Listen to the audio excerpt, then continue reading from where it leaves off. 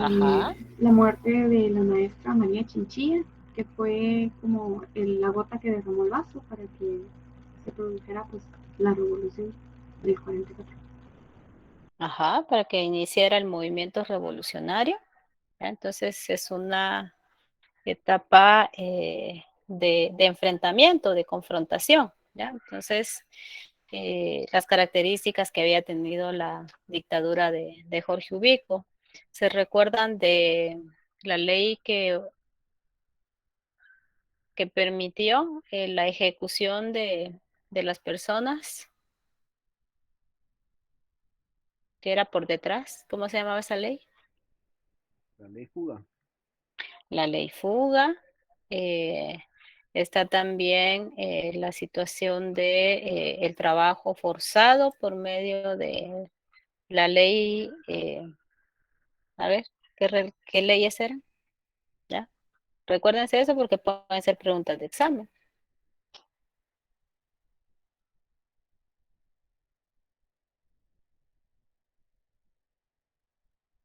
La ley contra la vagancia, la otra de vialidad, ¿ya? Entonces hay muchas situaciones, hay un control total sobre la sociedad, entonces ya para 1944, pues la gente estaba sumamente cansada ya de las actitudes dictatoriales de Ubico, entonces pues vemos lo que platicaba acá la compañera que hablaba de las manifestaciones y donde salió muerta la maestra María Chinchilla. Entonces, estamos hablando de que qué sectores son los primeros que se rebelan. Cuando hablamos de la educadora María Chinchilla, ¿a qué sector pertenece ella? A los De maestros. la- a los maestros. ¿Quiénes más se rebelan? Los alumnos, Ajá, ellos eran los estudiantes de la universidad. Se revela también ajá, artesanos, trabajadores urbanos, ¿ya? Entonces, son esos primeros tres elementos, ¿ya? De los primeros que se revelan.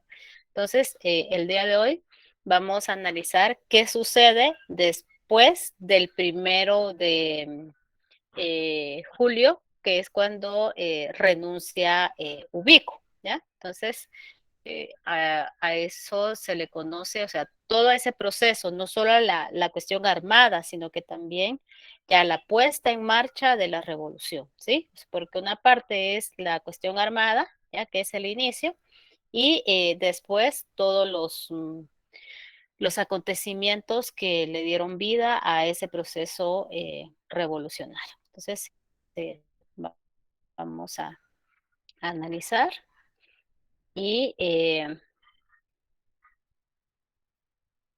este proceso revolucionario va de 1944 a 1954, ¿ya? Entonces, eso es de suma importancia porque marca un parteaguas en la historia de Guatemala, ¿ya? Sí, entonces, por eso es de que es muy significativo.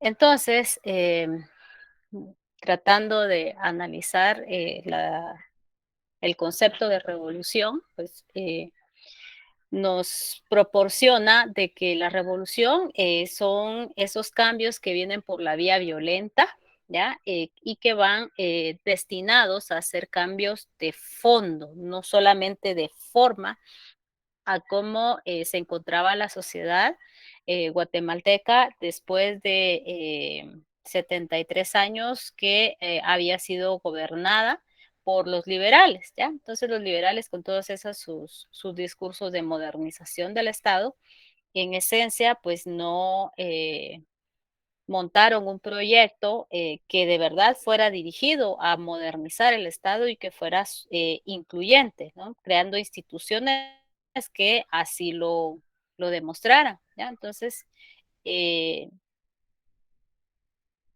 estos cambios que se proponen con la revolución van en todas las esferas el Estado, ¿ya? Y en todo, incluyendo por primera vez a la sociedad civil, ¿ya? Entonces, a diferencia el periodo anterior, eh, acá ya se comienza a tomar en cuenta a la sociedad, ¿sí? Va a ser un poco más incluyente. Bueno, ¿qué sucede de julio a octubre? ¿Ya? Entonces, tenemos de que el 1 de julio finalmente sale, pues Ubico renuncia después de recibir ¿cómo se llama? El decreto de los 311 y que los sectores que lo apoyaban pues se comenzaron a retirar, incluso el apoyo de la embajada norteamericana, que él fue su gran sostén durante los 14 años que tardó en el poder. Entonces, no se va sin sin ordenarle a Roderico Anzueto, que había sido era uno de los personajes más siniestros de la dictadura ubiquista, que organizara un triunvirato que estuviera formado por personas que fueran básicamente eh, eh, dóciles para poder manipular. ¿Ya? Entonces, pues en este triunvirato se está conformado por Federico Ponce, Eduardo Villagrán Ariza y Buenaventura Pineda.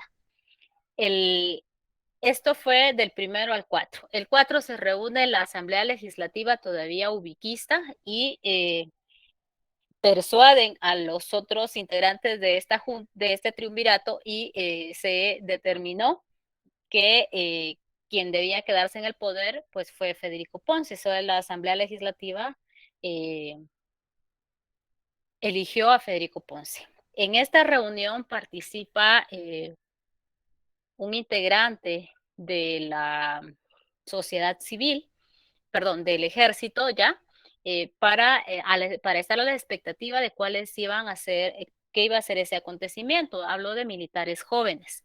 Dentro de estos militares jóvenes, el que asiste ese día a la asamblea fue Jacobo Arbenz. Y entonces, inmediatamente se da la elección de Federico Ponce, él se retira y renuncia ese mismo día a la institución armada. Y Arbenz era un militar de escuela, ¿ya? Que se había preparado en la escuela politécnica. Entonces, aquí, a raíz de acá, ya comienza a formarse un complot, ¿ya? Porque se determina de que las cosas no iban a cambiar, ¿ya? Sí, no iba a ser por un levantamiento. Entonces, y esto se fue, con los días se fue dejando más claro. Entonces, ya el 4 asumió Federico Ponce y de ahí, de julio a octubre, hay un movimiento social bastante fuerte, principalmente encabezado por los maestros, ¿ya? Que se aglutinaron alrededor de una asociación, ¿ya? Entonces, este fue el semillero que posteriormente formó el sindicato del magisterio ya en 1945, el famoso STEG. Y a la cabeza del STEG estuvo el maestro eh, Gutiérrez, ahorita se me va a venir el nombre. Entonces, pero hablo del magisterio del STEG histórico, no el que vemos ahora, ¿no? Donde está Joviel Acevedo, nada que ver, ¿ya? Entonces, también las escuelas normales está ahí un levantamiento. Las escuelas en sí estuvieron militarizadas toda la dictadura ubiquista y dentro de las escuelas hay cosas que no aparecen en los libros. Esto lo comenta un historiador, bueno, que se llama Carlos Navarrete, que estudió en la escuela normal durante el tiempo de la dictadura, y cuenta que dentro de las escuelas había un monitor, o sea, un integrante del ejército que veía la manera en que se daban las clases, entonces también a la hora del recreo les daban entrenamiento militar. Y esto posteriormente se volvió en contra de la dictadura, porque son estos estudiantes los que se ofrecen como voluntarios para que les den armas en el proceso de levantamiento del 20 de octubre. Y además de que ya Federico Ponce manda a cerrar las escuelas normales, ¿ya? Y intenta un proceso de un cobro, ¿ya? Y entonces los estudiantes estuvieron en contra de esta situación. Entonces la ebullición se mantenía. En el caso del magisterio, en los primeros días, Federico Ponce había prometido que iba a convocar a elecciones. ¿Ya? Entonces se recordaron de ese profesor que estaba viviendo en la Argentina, dando clases en las universidades de Argentina, porque se había ganado durante el gobierno de Lázaro Chacón una beca, y les hablo de Juan José Arévalo. Entonces se recuerdan los maestros y los estudiantes de que Arévalo estaba en la Argentina, se le envía un telegrama para proponerle la candidatura de la presidencia. ¿Ya? Arévalo acepta y regresa a Guatemala en septiembre de del 44, pero la ebullición política iba más fuerte, entonces se vio en la necesidad de refugiarse en la embajada de los Estados Unidos. Y Piero Gleijeses habla de que inmediatamente Arévalo llega al país, le beneficia mucho no haber tenido contacto con la dictadura ubiquista, haberse ido a trabajar a la Argentina le significó prestigio, ¿ya? Entonces, inmediatamente, desde el momento que se hacen los contactos con Arévalo, pues Arévalo ya prácticamente había ganado las elecciones, ¿ya? Todavía no se habían realizado, pero ya comenzó a socializarse el nombre, ¿ya? Entonces, de esa manera, pues ya para cuando se hicieron las elecciones en diciembre del 44, pues entonces salió electo el doctor Arévalo, pero eso lo vamos a ver adelante. En agosto se coacciona a la población indígena trabajadora de las fincas cafetaleras para que se presentaran en la ciudad capital a manifestar en favor de Ponce, ya coaccionados. Y se repite la situación en el 15 de septiembre durante la celebración de la independencia. Y la situación ya para el 1 de octubre salió muerto, dice Federico Ponce. La prensa había cobrado un papel importante que había estado callada durante la dictadura ubiquista. Acá el periódico El Imparcial pasa a ser de la oposición, ¿no? Entonces, Alejandro Córdoba era uno de los propietarios del periódico El Imparcial, y por publicar diversas columnas y por informar la situación política de ese momento, pues fue asesinado el 1 de octubre.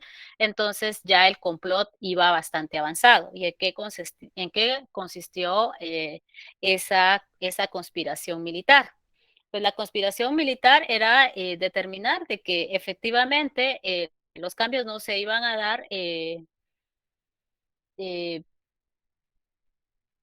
si lo hacía Ponce, porque Ponce lo que estaba haciendo era seguir la línea ubiquista, ¿ya? Era reproducir la misma situación ubiquista. Entonces, estos oficiales, esa oficialidad que se había preparado en la Escuela Politécnica y que en su momento no fueron maestros guatemaltecos los que lo formaron, sino que era ubico para mantenerse muy de la mano con Estados Unidos, nombra a profesores y tanto a profesores como a directores norteamericanos para que vinieran a dar clases a la Escuela Politécnica. Entonces, dentro de esos profesores, pues no venían solo militares, sino que te venían también humanistas. Entonces, a esas generaciones de cadetes, pues tuvieron una preparación muy integral. Y al final, pues desarrollaron cierta conciencia y pruebas de ello fue Arbenz y también Carlos Pastejada, uno de los tantos de esas promociones de cadetes. Entonces comenzaron a complotar para hacer un levantamiento. Entonces, comenzaron a convencer a personas que estuvieran relacionados con los fuertes, ¿ya? Con los espacios militares que eran la base del apoyo de la dictadura. Entonces estaba el cuartel de Matamoros, la Guardia de Honor, ¿ya? O la Escuela Politécnica y también el fuerte de San José. ¿Ya? Entonces, el otro complotado era Carlos Aldana Sandoval, pero resulta de que Carlos Aldana Sandoval era en su momento el director la, de la Guardia de Honor y tenía acceso es, a los tanques, ¿ya? Y a la artillería, ¿ya? Que eran los únicos tanques que había en el país en esa situación. Pero el director de los tanques era Francisco Javier Arana, o sea, Aldana Sandoval era el mayor. Entonces, a última hora se acobarda Aldana Sandoval, sale huyendo, se determinó que el día que tenían que atacar era el 19 por la noche, y el primer punto principal era la Guardia de Honor para tener acceso a los tanques, ¿ya? Y los civiles, ya habían contacto con los civiles, ¿ya? Estos civiles pues tuvieron una participación importante y se les repartió armas, ¿ya? Entonces, la Guardia de Honor eran 12 tanques los que había comprado Jorge Ubico allá por lo del año 40 y no sabía de que para qué iban a ser utilizados. Entonces, se sublevaron el 19. Acá en el cuartel de Matamoros estaban las armas que fueron distribuidas en la parte que ustedes están leyendo de la aldea de Ubico, pues se habla de una cantidad de 3.000 armas que se repartieron entre civiles, ¿ya? Y también otros militares sublevados, y atacar también el fuerte de San José, en donde almacenaban la pólvora. Esto provocó un gran incendio. Entonces, ya sometiendo esos 3 puntos claves, era un poco más fácil avanzar hacia los lugares en donde estaba el presidente y sus funcionarios, ¿ya? Entonces, la Casa Presidencial y el Palacio Nacional. Entonces, ya estando rodeado tanto aquí por civiles y por militares, entonces ya en el desarrollo del día se comienza a negociar la rendición y la renuncia de Ponce. Y esto se hizo en la Embajada de Estados Unidos, que en ese momento estaba en la zona 1. ¿Ya? Entonces, como era una Guatemala bien, bien pequeña aún todavía. Entonces, se hizo esa negociación. Finalmente hay muchas bajas, porque siempre en esas refriegas hay bajas. Les hablo de la parte armada, ¿no? Ya luego venía la parte de la consolidación. Eh, la participación civil fue bastante fundamental. Ya hablamos de maestros profesionales y también estudiantes de las escuelas normales, ¿ya? Ese entrenamiento de armas, pues sí, les sirvió de bastante, porque los estudiantes se alzaron y se alzaron bastante. Y también la participación femenina fue bastante significativa, porque como era toda una anarquía, pues entonces había que tratar de organizar. Y en el caso de otros voluntarios que se unieron, ya aquí habían maestros rurales, y como les digo, hay cosas que no están en los libros, que hay gente que participó. Un maestro rural se llamaba Macedonio Serech, el anciano, lo conocía, falleció lamentablemente. Eh, Él dijo que a él le había tocado ser voluntario para ir a cuidar que no saquearan el hoy Palacio el Ministerio de Gobernación, ¿ya? En ese momento era el Palacio de la Policía. Y entonces decía, nosotros teníamos que cuidar porque era nuestro patrimonio, decía él. Nosotros somos revolucionarios, no éramos ladrones. Entonces, porque había gente que se quería aprovechar, entonces había que resguardar esas oficinas, ¿ya? Entonces, eso da, pues, como a entender un poco el compromiso de algunas personas con ese movimiento que se estaba gestando. Eh, Parte de los tanques y de las, ¿cómo se llama? De las armas que se le repartieron a los estudiantes, ellos son estudiantes de la normal, ¿ya? Entonces, de los que se alzaron, y esos mismos también que se alzaron, muchos de los que se alzaron en el 44, fueron los que también defendieron a Arévalo en el 49, cuando se dio la muerte de Francisco Javier Arana, ¿ya? Entonces, y pues ya cuando se distribuyeron, ese es ese día del 20 de octubre, ¿ya? Esta es ya cuando Ponce había firmado ya la rendición, ya había renunciado y se estaba formando la Junta Revolucionaria de Gobierno, ¿ya?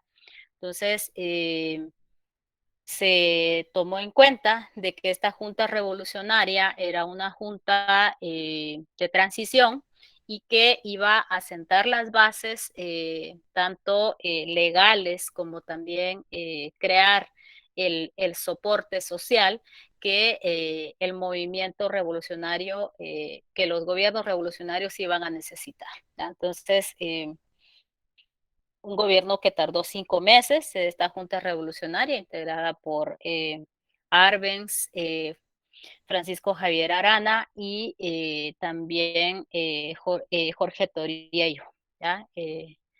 Entonces, esta junta, pues,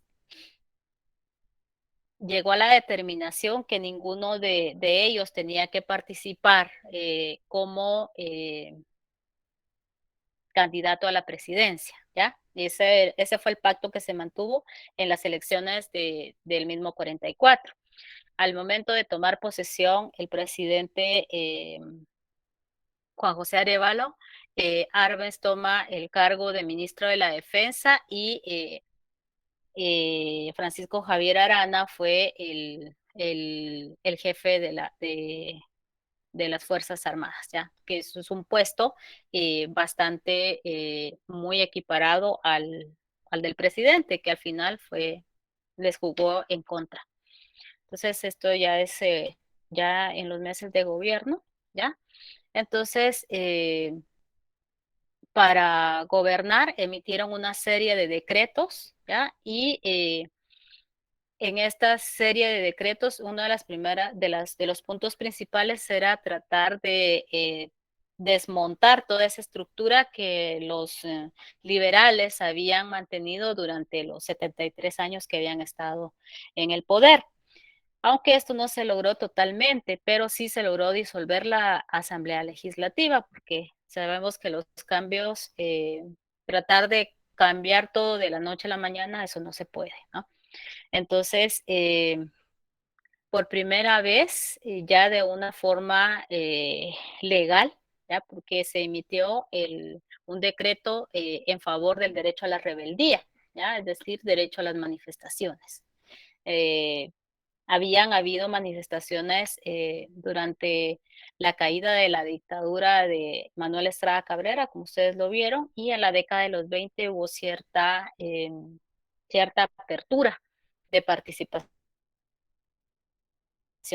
ciudadana, cosa distinta a las actitudes que asumió Jorge Ubico, ¿ya? Entonces, eh, se realizan la convocatoria a elecciones, y aquí ya se aglutinaron distintos partidos políticos, porque recordémonos que durante la dictadura de Ubico, el único aceptado fue el Partido Liberal Progresista. A diferencia de acá, pues hay de distintas vertientes políticas, ¿no? Entonces, ese es uno de los primeros cambios que se hizo inmediatamente y el derecho a la rebelión.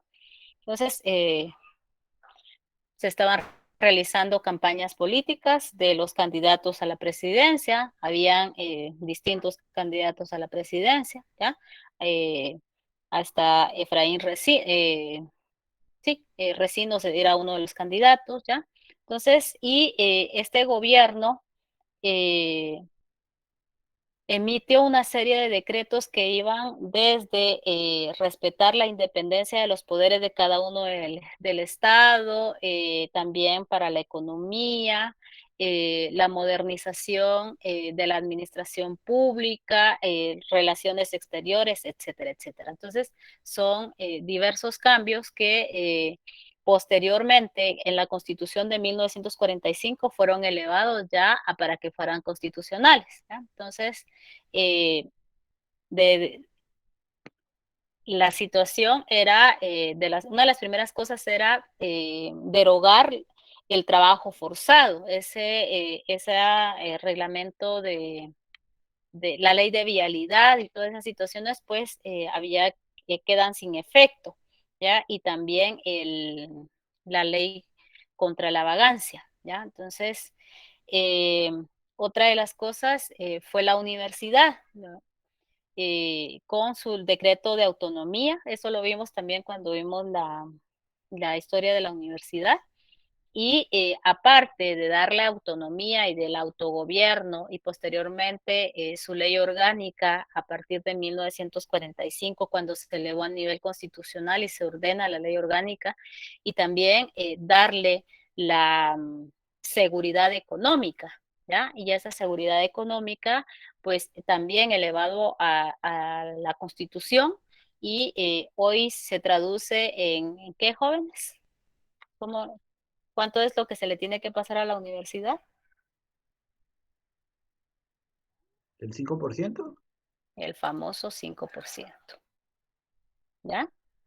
Entonces, esas son algunas de, de los cambios que se van ejerciendo, ¿ya? Y lo principal era como dar esa seguridad de que ya el Estado no metiera las manos de una manera autoritaria dentro de la universidad, y esto es parte del texto del decreto 12 de la autonomía de la universidad, ¿ya? Y esas son las facultades que existían para 1944. Este decreto se emitió en octubre y entró en vigencia, perdón, el 1 de noviembre, y entró en vigencia el 1 de diciembre del 44, ¿ya? Entonces, por eso es de que el 1 de diciembre de cada año, pues se conmemora el Día de la Autonomía Universitaria, ¿ya? Para 1950 fue creada la Facultad de Agronomía, y el 17 de septiembre del 45 se creó la Facultad de Humanidades, ¿ya? ¿Qué cambios se generaron acá? Pues tenemos también la autonomía municipal, porque recordémonos que durante el tiempo de las dictaduras, el poder municipal fue anulado, ¿ya? Y las municipalidades sirvieron para emitir los padrones de las personas que tenían que ir a trabajo forzado, ¿ya?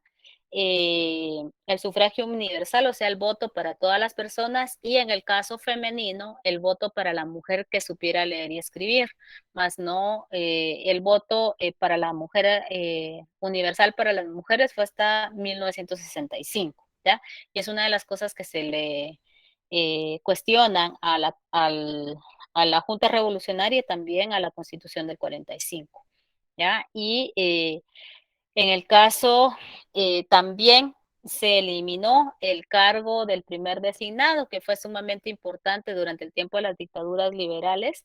Acá se creó el cargo de vicepresidente por si hay alguna situación contraria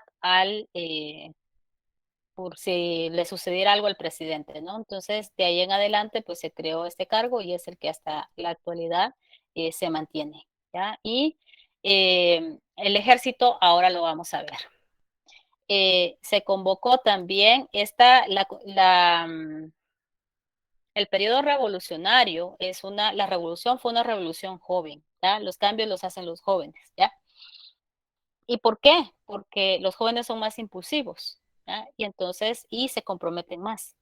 A diferencia ya de personas de una edad más avanzada, pues ya las situaciones cambian.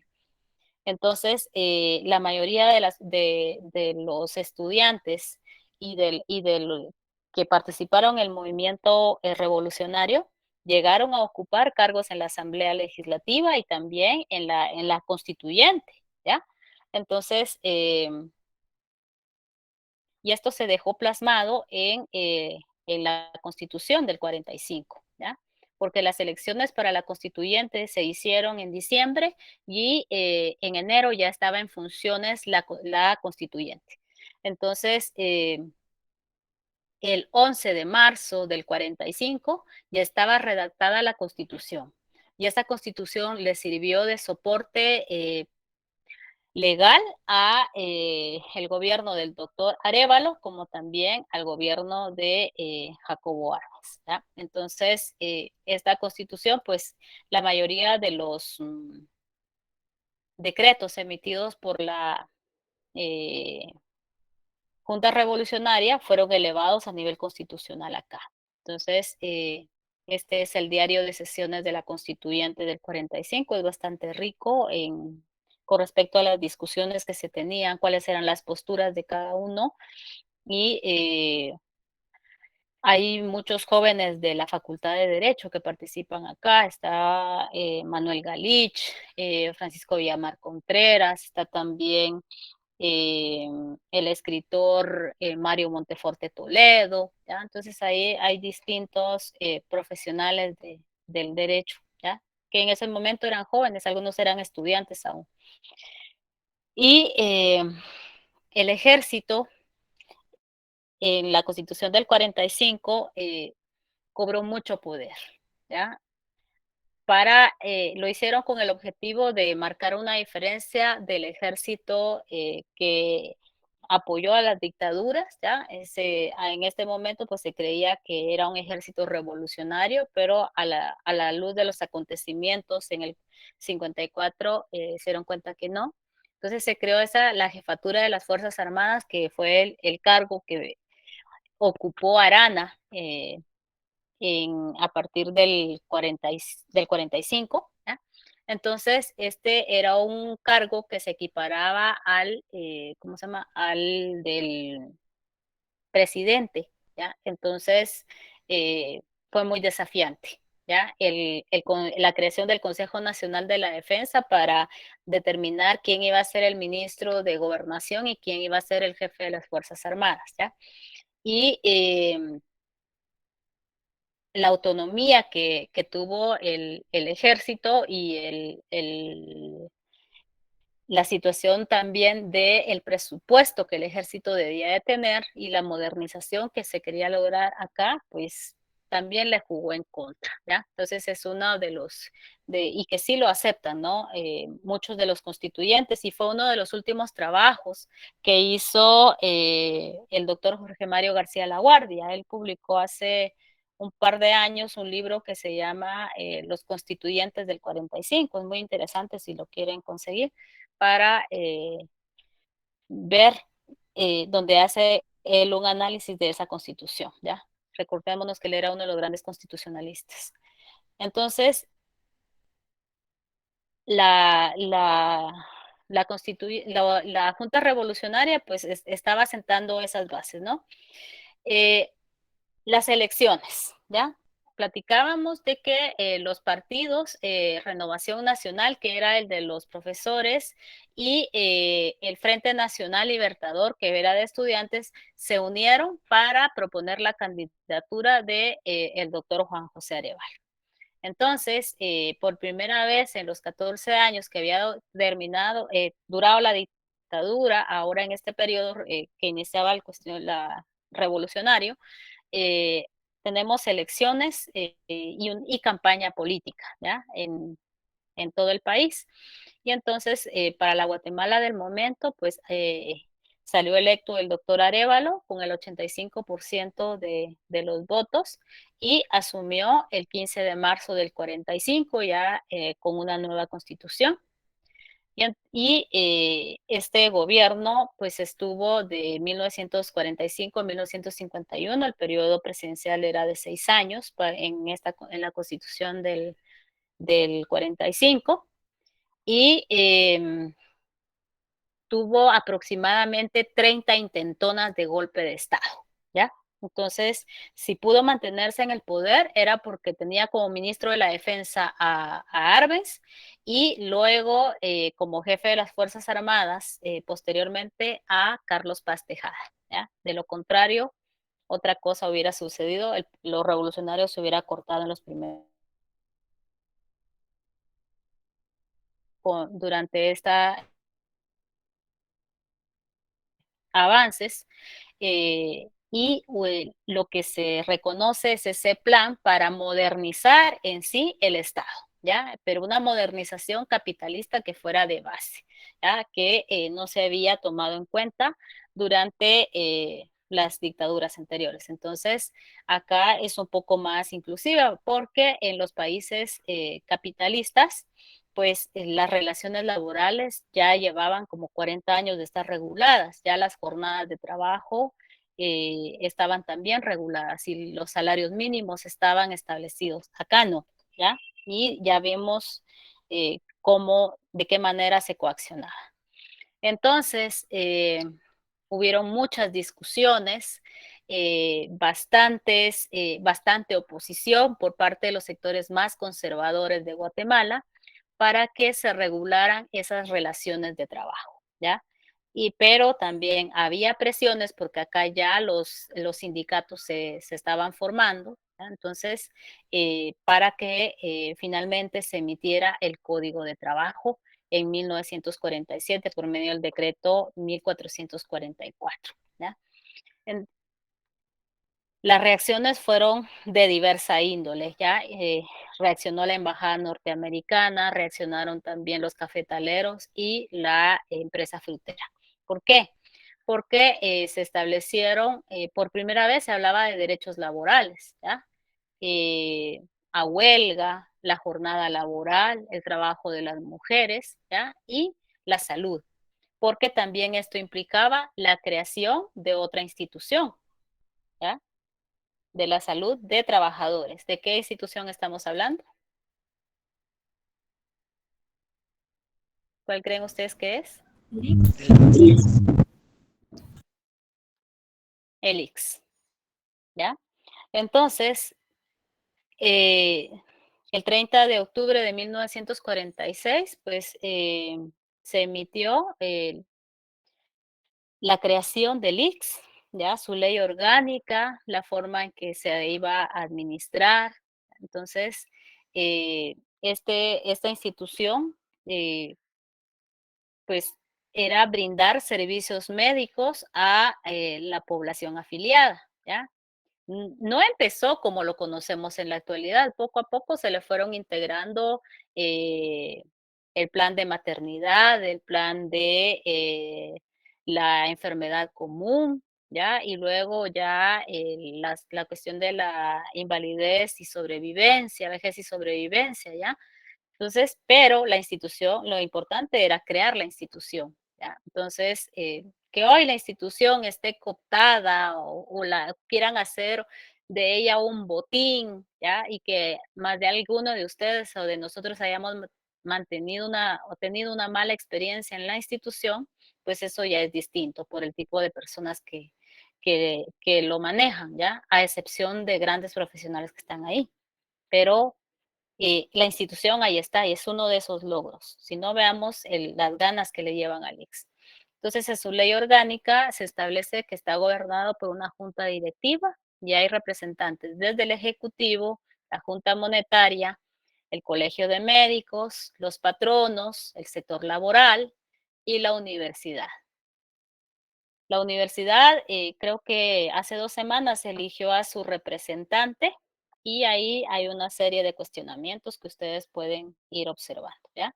Entonces, la institución está ahí y sigue funcionando. Otro, entonces, las sociedades capitalistas y de progreso, pues todas tienen instituciones que en lo mínimo, pues dan ciertos beneficios a sus trabajadores, ¿ya? Y no se puede hablar de un avance y de una modernización sin el aspecto económico, ¿ya? Entonces, por eso se creó la segunda reforma monetaria, ¿ya? Y esta reforma monetaria, pues, implicaba la creación del Banco de Guatemala como la banca central, ¿ya? Y la Casa de la Moneda para emitir la moneda, esa Casa de la Moneda que desaparece, desmanteló en el año, a partir del año 96, don Álvaro Arzú, y que ahora los billetes que tengamos, pues no los hacen aquí, sino los hacen en el extranjero, ¿verdad? Entonces, veamos que siempre nos vende la panacea de la privatización. Otra de las situaciones era fomentar la modernización de las relaciones en la agricultura. Y para esto, pues se creó el Instituto de Fomento de Producción, el famoso INFOP. ¿Ya? Este INFOP, pues el trabajo que tuvo, esto fue en 1948, pues primero era capacitar al trabajador, y no solamente capacitar para darle semillas, para brindar semillas, para mecanizar el campo, ¿ya? Traer maquinaria, darles créditos. También tuvo proyectos de vivienda popular. Uno de esos proyectos fue la colonia La Miller Rock, que está en la zona 12 de la ciudad de Guatemala, y otra colonia también, creo que esa está en la zona 3, es la colonia Las Victorias, ¿ya? Entonces, y el objetivo del Infop era también, pues, además de que el campesino produjera, comprarles la producción y trasladarlo a la ciudad o si no, pues almacenar en estos silos que también se mandaron a construir para almacenar la producción y garantizar el abastecimiento de granos para los tiempos de escasez. Esta institución llegó hasta los años 70 y fue desmantelado por el gobierno de Arana Osorio y se creó la INDECA, ¿ya? Entonces, INDECA lo único que hacía pues era comprar nada más la producción, ya no generarla. Y también durante el tiempo de Arzú, INDECA únicamente se le cambiaron sus funciones y ahora existe en el papel y recibe donaciones alimentarias que se pierden, ¿ya? Entonces, y los silos, por ejemplo, el de la ciudad de Guatemala fue demolido en el año 2015 y hoy hay un centro comercial que se llama Plaza Madero ahí, aunque los terrenos fueran del Estado, ¿ya? Entonces, durante el gobierno de Arévalo se tenía muy claro cuál era el camino, ¿ya? Para esa modernización, sentar esa base y posteriormente la sigue Jacobo Arbenz, ¿ya? Con los otros proyectos que fueron un poco más agresivos. Entonces, veamos, hablar de seguridad social y de derechos laborales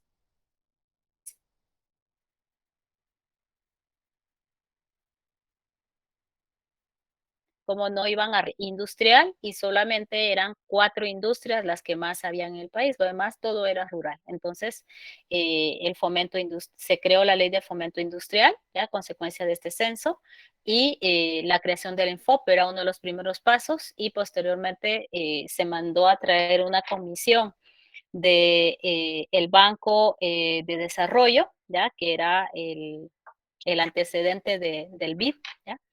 Y esta hizo una serie de recomendaciones para tratar de modernizar Guatemala de una manera más amplia, ¿ya? Entonces, y era atacar a los monopolios que se habían creado durante la década de los años, las décadas que había gobernado Manuel Estrada Cabrera y Jorge Ubico, ¿ya? Entonces, también se emitió la ley de arrendamiento forzoso para obligar a los terratenientes que tuvieran tierras ociosas para que se las arrendaran a los trabajadores porque no querían hacerlo, ¿ya? Entonces el Estado también había recibido los bienes alemanes, pero no los habían liberado totalmente, ¿ya? Entonces, pues esta situación fue un estira y encoge durante el gobierno de Arevalo, ¿ya? Si tienen alguna pregunta, la pueden ir haciendo, jóvenes, o algún comentario. ¿No? Ahora, con respecto, otro de los campos bastante importantes, recordémonos que Arévalo era un pedagogo, ¿ya? Y se había graduado en filosofía de la educación en la Argentina. Entonces, como, como buen maestro, sabía que uno de los cambios fundamentales debían darse en la educación. Entonces, se creó ese Plan Nacional de Alfabetización con el fin de tratar de alfabetizar por medio del programa CONALFA, creo que hasta la actualidad existe el CONALFA, para enseñar a leer y a escribir a la población adulta. También dar flexibilidad en la manera y para los trabajadores por medio de la creación de las escuelas nocturnas, ¿ya? Para que pudieran formarse. En la situación de las escuelas rurales, se abrieron más escuelas para llegar a los territorios más alejados del país, ¿ya? Entonces, se inició todo un plan de construcción de escuelas, no solo las escuelas tradicionales, sino luego también las escuelas tipo federación, ¿ya? Y para formar a los maestros del área rural, pues se abrió la escuela normal, porque las escuelas normales ya vimos que sí existían, ya, pero no habían escuelas para formar a profesores, porque la mayoría de los profesores que existían en su momento eran profesores empíricos, ¿ya? Entonces, porque las dictaduras no se habían dado la tarea de formar profesores. Entonces acá, pues sí, se vio esa necesidad. Entonces, las famosas escuelas tipo federación, ¿ya? Que son esas grandes escuelas que estaban proveídas por espacios eh, específicos, ¿ya? Y experimentales para que trabajar para la enseñanza de los estudiantes. Entonces, por eso se le denominaba escuelas tipo federaciones, o sea, para que un patio central en donde confluyeran todos los estudiantes, ¿ya? Y con respecto al magisterio, pues se creó la ley del escalafón magisterial, que esa ley que estableció que cada 4 años los maestros que dan clases en el rubro oficial, pues pudieran escalafonar y con esto pues mejorar las condiciones de vida de los profesores, ¿no? Entonces, a partir de ahí, muy pocas cosas se han hecho por parte del Estado hacia el magisterio y ahora vemos de qué manera está la ocupación del STEG y muy en favor de los gobiernos de turno, ¿no? Y también dentro de la universidad, pues en 1945, el 17 de septiembre, pues se creó la Facultad de Humanidades con el fin de formar tanto a los profesores universitarios como también a los filósofos, eh, a las personas que se iban a dedicar a escribir, ¿no? A los literatos, ¿ya? Porque hasta ese momento los literatos se formaban de alguna manera dentro de la facultad de Derecho, ¿ya? Y también estudios de la historia, de la antropología, empezaron en la Facultad de Humanidades. Para formar esa Facultad de Humanidades, pues fueron traídos maestros del extranjero, ¿ya? Y fue el mejor momento de la Facultad de Humanidades. Eh, el desarrollo integral de la sociedad, pues también se logra no solo en las aulas, sino que también por medio del arte, ¿no? Entonces, era necesario abrir esos espacios, ya crear las estructuras, pero también crear las instituciones que comenzaron a funcionar mucho antes de hacer los espacios, ¿ya? Entonces, tenemos la Universidad Popular que ya existía, la Academia de Arte Dramático, el Instituto de Antropología e Historia, que era para hacer los estudios académicos, científicos de la realidad guatemalteca y proponer análisis académicos acerca de esto, el Archivo General de la Nación, que pasó a constituirse en el Archivo General de Centroamérica, y también iniciar la construcción de esos edificios, como también el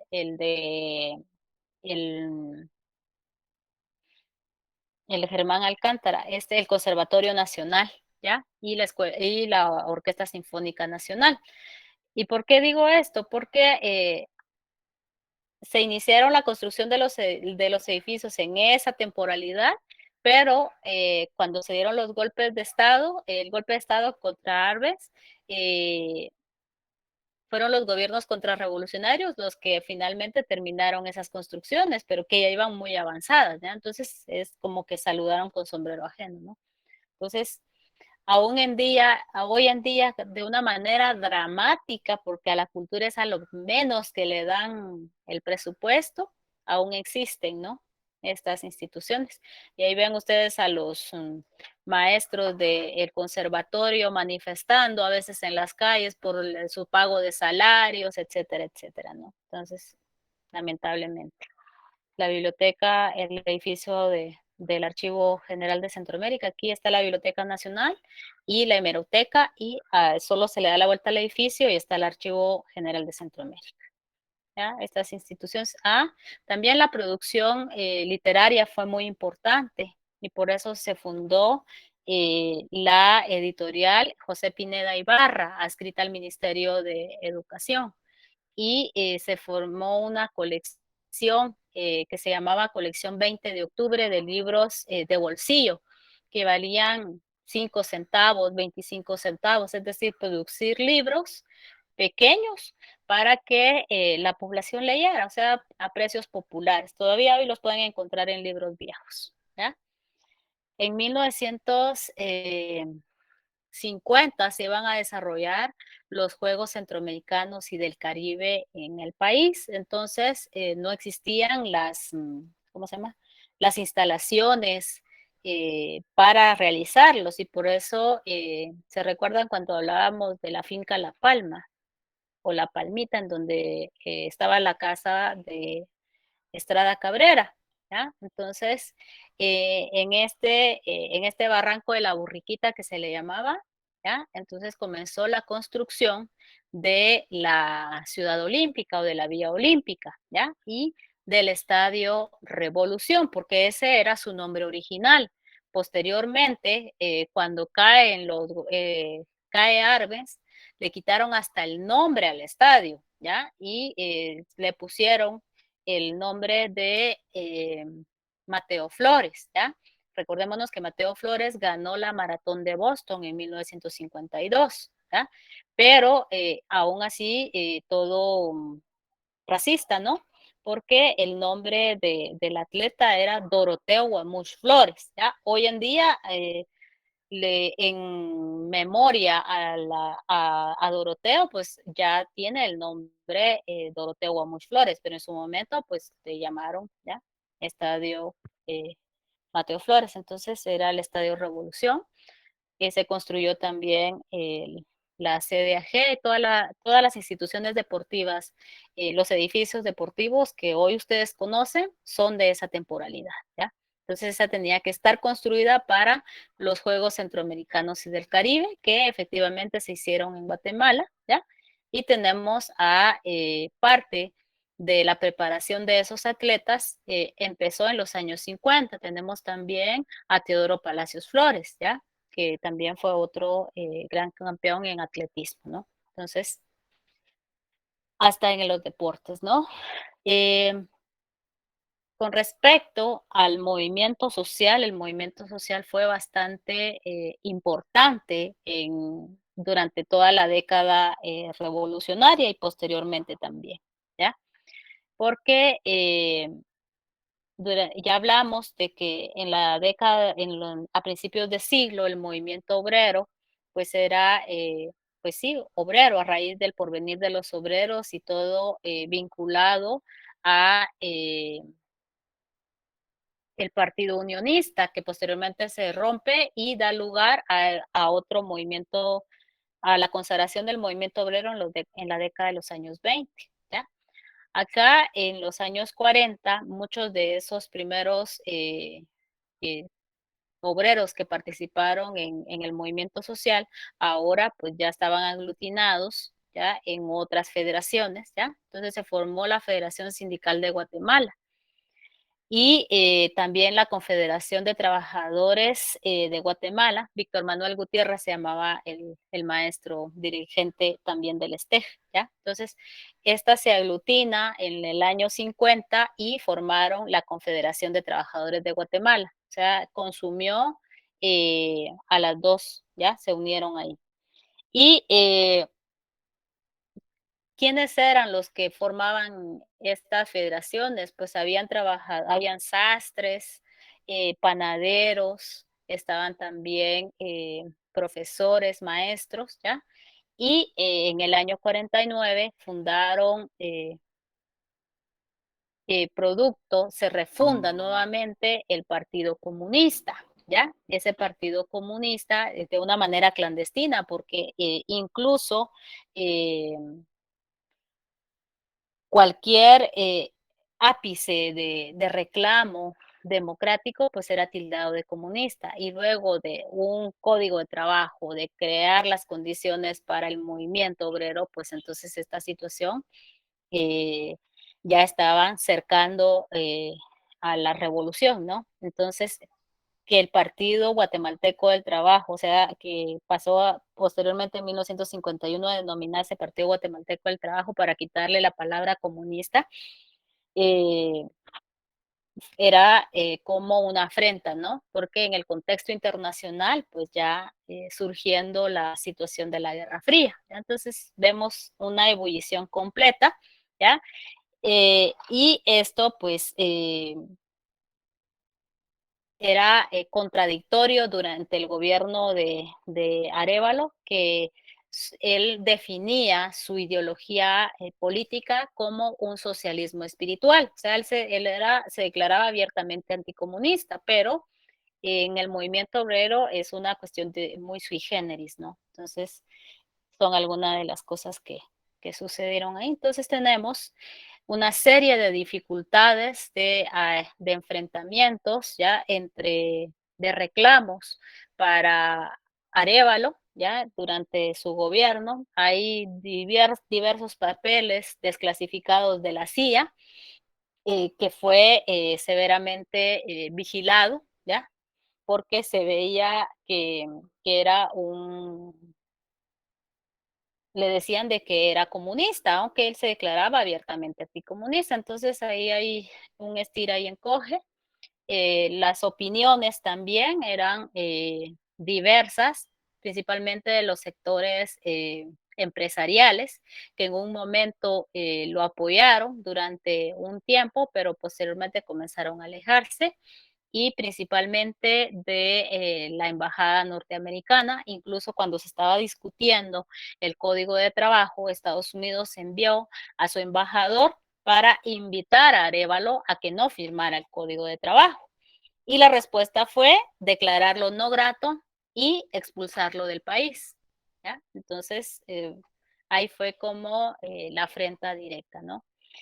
Y entonces, y otorgar esos derechos laborales y tratar de modernizar, pues la situación fue bastante difícil. Entonces, esto estaba pintando a toda la ebullición en medio de la cual iba a asumir y asumió Jacobo Arbenz ya en el gobierno siguiente. ¿Ya? Entonces, yo lo dejaría ahí.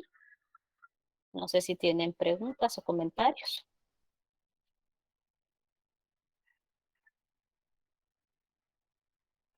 Los escucho. ¿O todo está bien?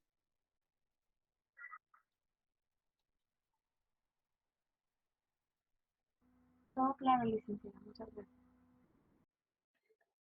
Muy bien. ¿Cómo van con sus lecturas?